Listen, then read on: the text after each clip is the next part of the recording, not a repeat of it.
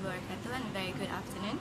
So today we're going to conduct experiment for practical 2A and also for B.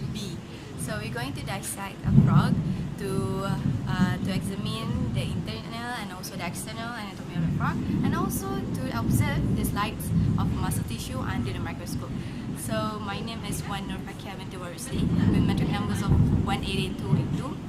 And my name is Amira Anissa binti Tajul Arus, and my metric number is 189260. Okay, so let's start. So this is the external organ of the frog. This is part of their head, and this part is their trunk.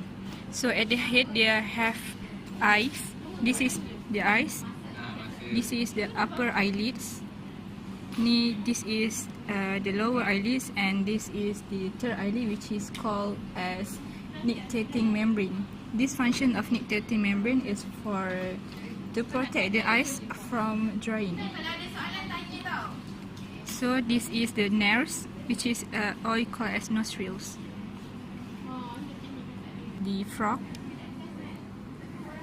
Actually, the frog have a moisture skin to adapt at the terrestrial land. So here is the leg. This is forelimb, and this one is the hind limb. This part is called as upper limb, and this one is a lower limb. This is digits for has 1, 2, 3, 4 limbs for the 4 limbs. So this is the hind limb. This part is called as upper limb. This one is lower limb, and this is digit of the forelimb, which is have 1, 2, 3, 5 digits. So the thinnest layer is the web of their foot. Okay. So a part of their head has their mouth. This is the upper jaw of their mouth, and this one is the lower jaw. So frog has maxillary teeth. You can see here, they're very sharp. And then the mandible is toothless. This one is the vomerine teeth in the roof of the mouth at its interior and with V shape. So if you can see here, there is internal flares, which is like this, internal flares. And then these two parts is eustachian tubes, which is leading from the ear cavities. And then this one is tongue to feed and capture prey. So the vocal sacs is around here. So the glottis of frog is here.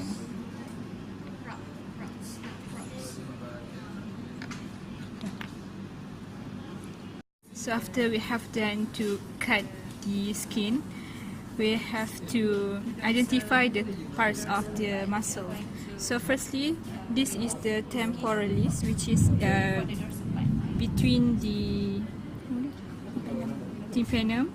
This is temporalis, and then this one is the depressor mandibulae. So these two small muscle is move the lower jaw. So next is the part of the upper limb. Here we can see the triceps over here,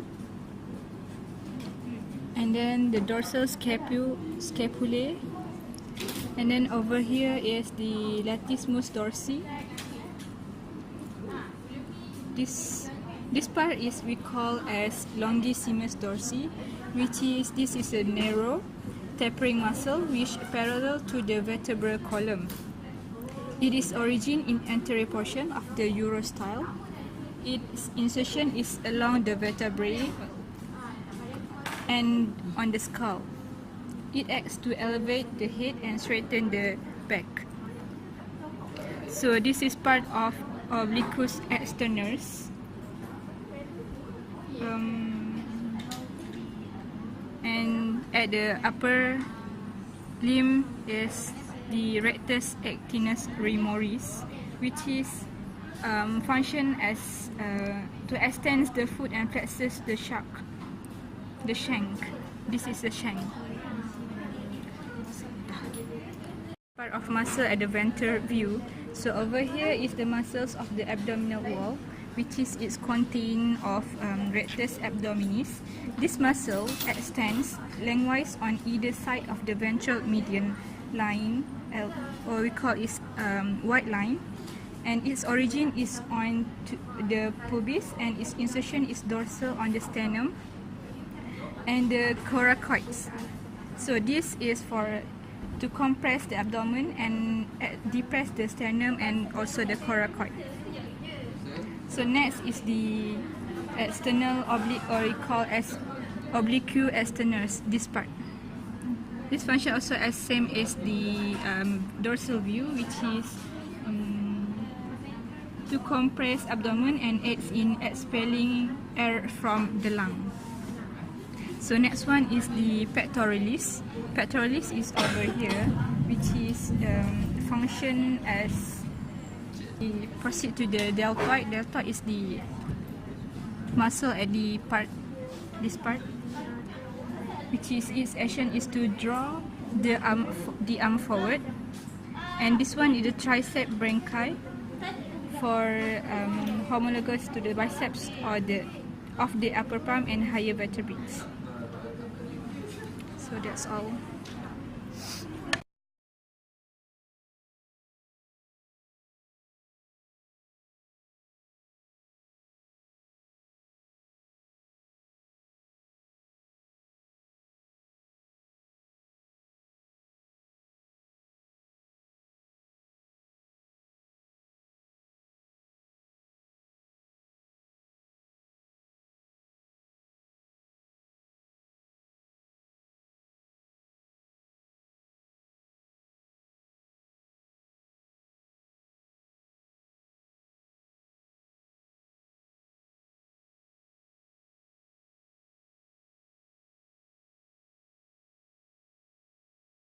So basically this is the internal organ of the frog.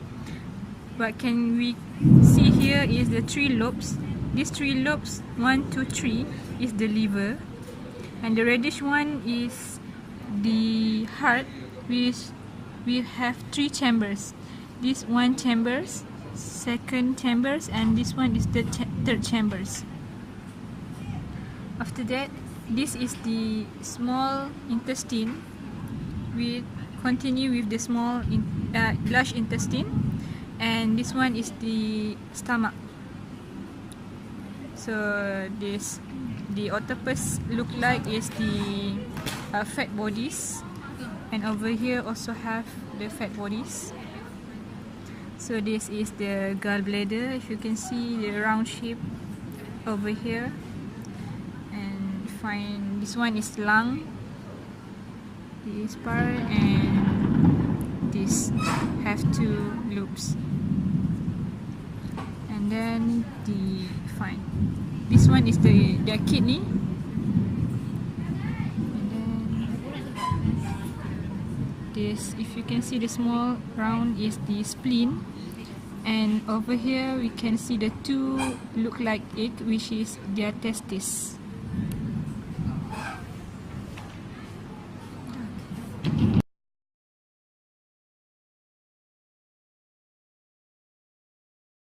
Okay, this is skeletal muscle under magnification of 10 under microscope. So the skeletal muscle is the fiber, a long cylindrical multinucleated cell visible with light microscope.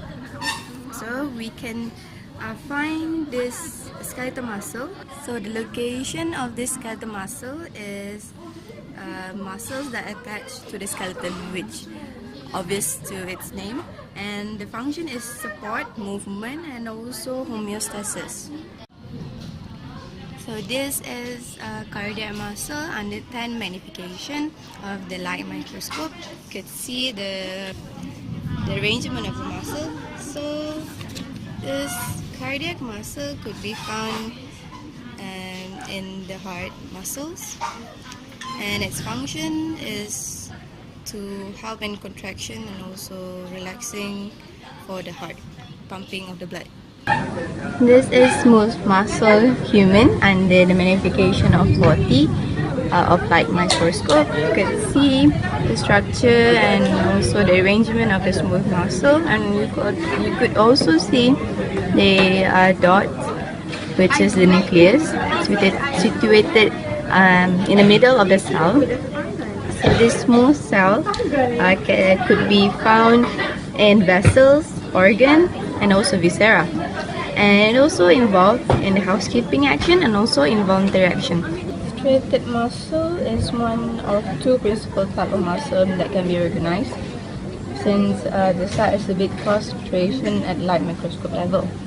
So this illustration can be found in skeletal muscle, especially.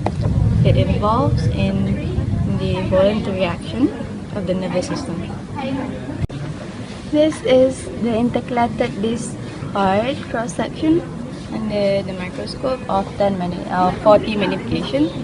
You could see the darker color band that doesn't line in the straight line. That is the intercalated disc.